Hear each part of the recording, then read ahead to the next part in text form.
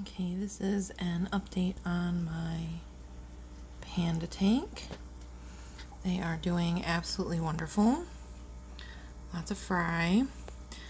Trying to find my big lady here. That's the male. Don't see where she went. Of course, now she's probably hiding because I want to video her. But I've got some female juveniles getting big, hopefully getting close to being ready to breed. I have also put in a pink Pingu female, which I think that's her, in the center of the screen, and a Japan blue female. I decided I'm just going to go ahead and work with my crosses. Oh, there's my adult female being shy in the back there.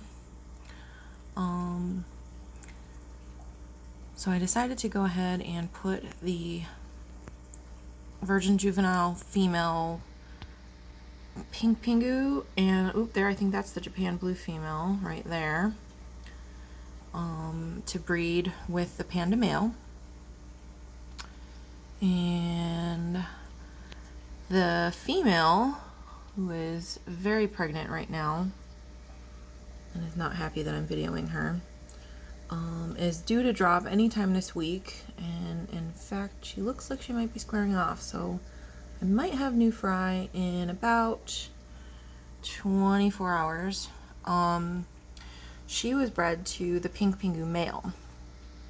My plans for these lines were to create crosses between the pandas, the Japan blues, and the pink Pingus. And so that's basically what I'm working on. I'm doing a colony style because I have limited tank space, but I am basically ending up doing the crosses both ways.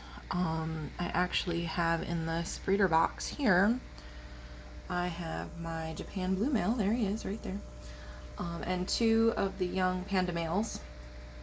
Got this Japan blue male set and ready, so after the adult panda female drops, I will be breeding her to this Japan blue male, and then those little panda juvenile males will be moved somewhere else temporarily. I'm not sure where. I want the juvenile females in here to be bred with the adult panda male, my original male.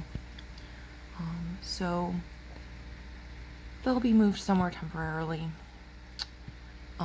And then the only other cross that I need to do is a Japan blue female with bred with a pink Pingu male, and she'll end up in here as well. And then also a Pingu female bred with a Japan blue male that will also end up in this colony.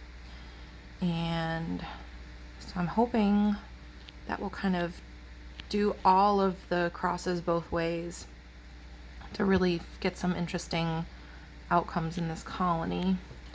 And I'm pretty sure this biggest female up front right now, her, is the Pingu juvenile. You can tell the coloring is similar to the panda females, but she has more yellow in her fins, and that's from the Pingu. And then that's a nice panda female juvenile. Yep, lady has decided to hide. She is basically the only fish that I have named the adult panda female, and she's hiding. She doesn't like when I do weird stuff with her tank, and she gets real freaked out with nets and stuff. So no nets today, but she's not thrilled. So caught a glimpse of her, but...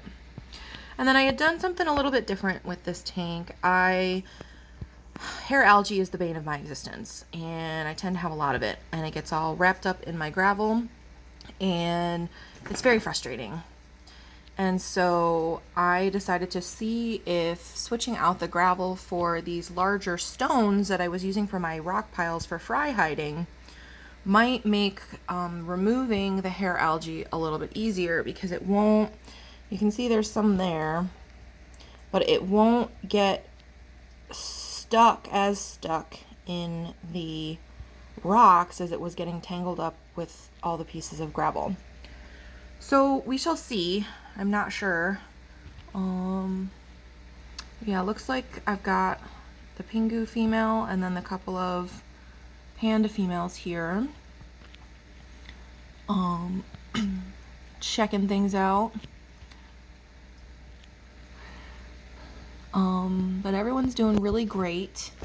These pandas are definitely slow growers for sure. And I knew that going into it, but especially also because I don't have heaters in my tanks and my house tends to be a little bit cooler. So these guys are definitely slow growing, but they're getting there. And I'm just really looking forward to getting these crosses started. Okay, that's the Japan Blue juvenile female right there, kind of in the middle of the screen, picking around on the rocks. And we got Panda juvenile female, and my biggest Panda female, and the male, of course. And then a couple different ages of fry and juveniles maturing up. And then there's the Pingu female. Of course, she ran away. And then the batch that, I think I said this already, but now I can't remember.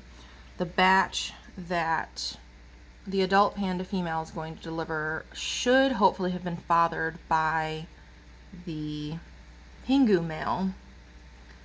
And then once she delivers, I will put her in the breeder box with the Japan Blue male. And hopefully her next batch will be sired, or mostly sired, by the Japan Blue male. And that'll have the cross going that way. And he's my favorite. I really, really like him. He doesn't have a lot of big black eye spots, which is great. I don't prefer those. So he's doing really well. And the Japan Blues and the Pandas came from, let's try and get that in focus, Michael's Fish Room, and I've been really happy with them.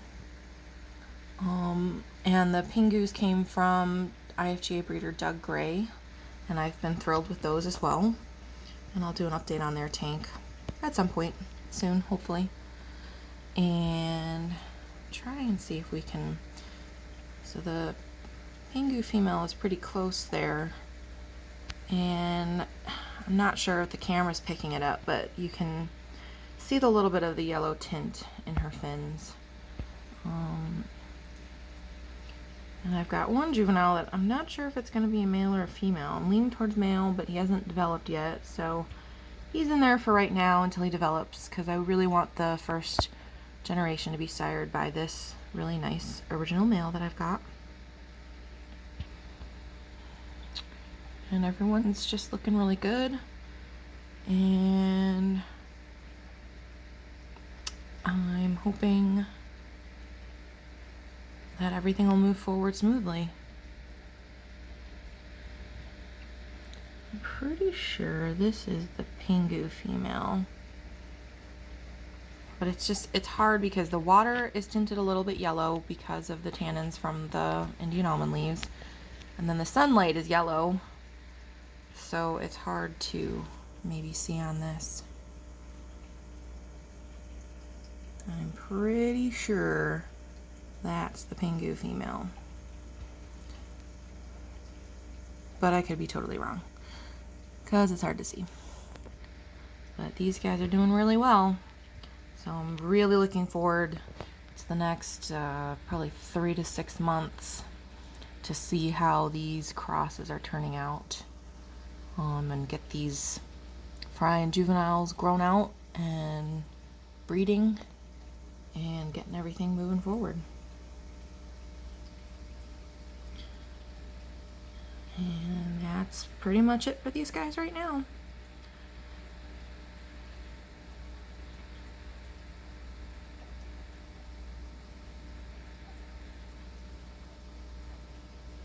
Thanks so much for watching.